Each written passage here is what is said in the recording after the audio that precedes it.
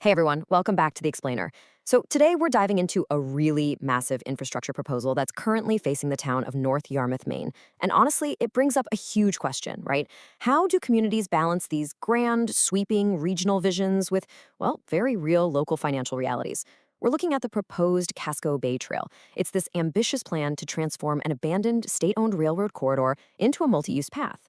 But as we're going to see, getting from a cool idea to actual reality, yeah, that path is paved with some pretty complex legal agreements and a whole lot of local debate.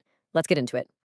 Okay, here's our roadmap for today. We're going to cover Section 1, the 72-mile regional vision, Section 2, the specific route through North Yarmouth, Section 3, the mechanics of the interlocal agreement, Section 4, public and financial concerns, and finally, Section 5, the idea of having a seat at the table.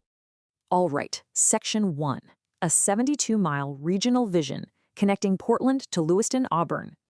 Okay, so to really understand what's happening in North Yarmouth, we first got to look at the physical reality of this proposed corridor. What you're looking at here is a state-owned, completely inactive railroad track. Specifically, it's called the Berlin Subdivision. Now, the Maine legislature actually recently authorized turning the segment that connects Portland to the Lewiston-Auburn area into an interim bicycle and pedestrian trail. So by using this existing corridor that literally already connects two of Maine's biggest metro areas, the Casco Bay Trail Alliance is envisioning a totally traffic-separated route. It's really about breathing new life into this long-dormant infrastructure. And this right here shows exactly how the project fits into the broader picture. If you look at these Maine active transportation arterials maps, you'll see this isn't just some isolated little path in the woods. The Casco Bay Trail Loop, which you can see marked right in the center, is designed to act as a crucial link in a massive 72-mile regional network. It actually hooks up with other major routes like the Eastern Trail and the East Coast Greenway.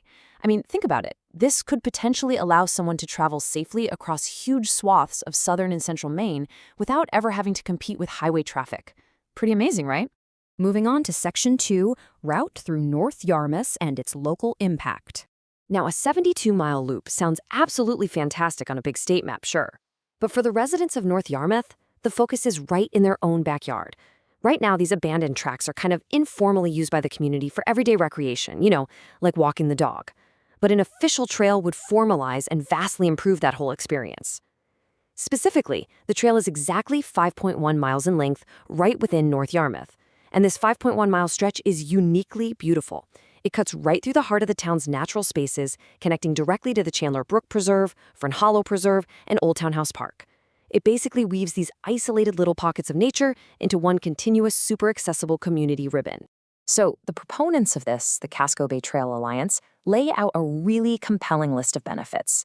They point to studies of similar projects, like the Eastern Trail, which actually demonstrates significant economic growth for the towns that participate. And beyond just economics, the trail promotes community building by creating these shared outdoor spaces, it improves public health by encouraging active lifestyles, and, of course, it protects the environment by reducing car trips. Plus, it offers a desperately needed safe commuting alternative. Let's be real. Right now, biking on the local roads can feel incredibly dangerous. This trail would provide a totally safe, car-free artery for families and commuters alike. Okay, Section 3, the interlocal agreement mechanics and how it actually works. All right, let's just slow down for a second here, because this legal framework is the exact document the Select Board is currently debating. The crucial point here is understanding this concept called the backstop provision. So the proposal asks municipalities to join a board of supervisors to collaboratively plan and manage the trail. Naturally, towns are terrified of just signing a blank check, right? Well, the backstop provision is specifically written to ensure that joining this board requires absolutely zero financial outlay up front. It strictly prevents the board from forcing any municipality to spend money.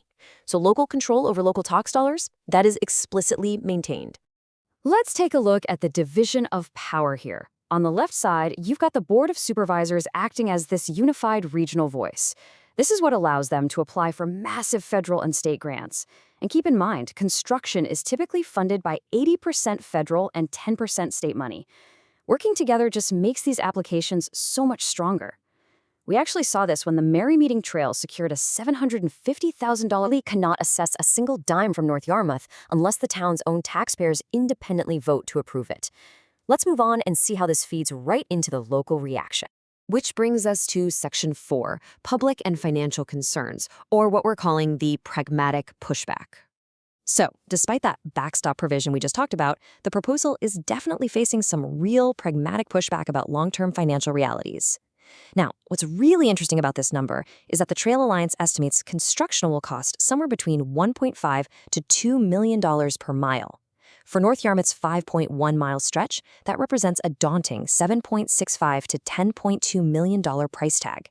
When a town's entire annual municipal budget is less than $6 million, yeah, numbers like that create some deep skepticism, regardless of all the promises about federal grants or private fundraising. And the costs don't just magically stop at construction. Maintenance is a huge ongoing public concern. For instance, who is going to plow the trail in the winter?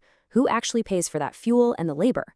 Interestingly, the Alliance did point out that North Yarmouth could simply choose to leave their section snow-covered for cross-country skiing, which is obviously a much cheaper alternative to Portland's paved and plowed sections. But this whole debate really highlights how varying local needs can seriously complicate a regional project. Taxpayers also brought up a whole host of other highly practical, everyday logistical concerns, like who's going to empty the trash and stock the dog waste bags? If an e-bike collides with a pedestrian, what exactly is the town's liability? Now, proponents will point to the Maine Tort Claims Act for liability protection, but residents, they want watertight guarantees. There's also this ongoing debate over trail rules. A lot of people want to ban noisy motorized snowmobiles in favor of quiet recreation. And finally, there's the legal commitment itself. This 20-year agreement has a very strict 90-day withdrawal window prior to the fiscal year, and that makes local officials pretty nervous about getting legally trapped in future financial obligations. All right, final section, Section 5, a seat at the table, and the core decision. This quote right here, it perfectly summarizes the core philosophical decision currently sitting before the North Yarmouth Select Board. It captures the leading argument for joining the interlocal agreement. Because the reality is, this 72-mile regional vision is moving forward, with or without North Yarmouth. The state already owns the land, and the engineering studies are happening right now. So the argument goes, participating in the Board of Supervisors is really the only way to ensure the town's voice is actually heard. Even without committing immediate funding, having a seat at the table allows North Yarmouth to advocate for its own 5.1-mile stretch, help shape the rules around things like e-bikes and snowmobiles, and protect its taxpayers during the planning phase. And that leaves us with the ultimate question. Is securing a voice in a massive regional planning effort really worth the potential and perhaps unforeseen long-term risks of entering into a binding interlocal infrastructure agreement? Well, the town of North Yarmouth is currently sending this exact contract to their lawyers to find out.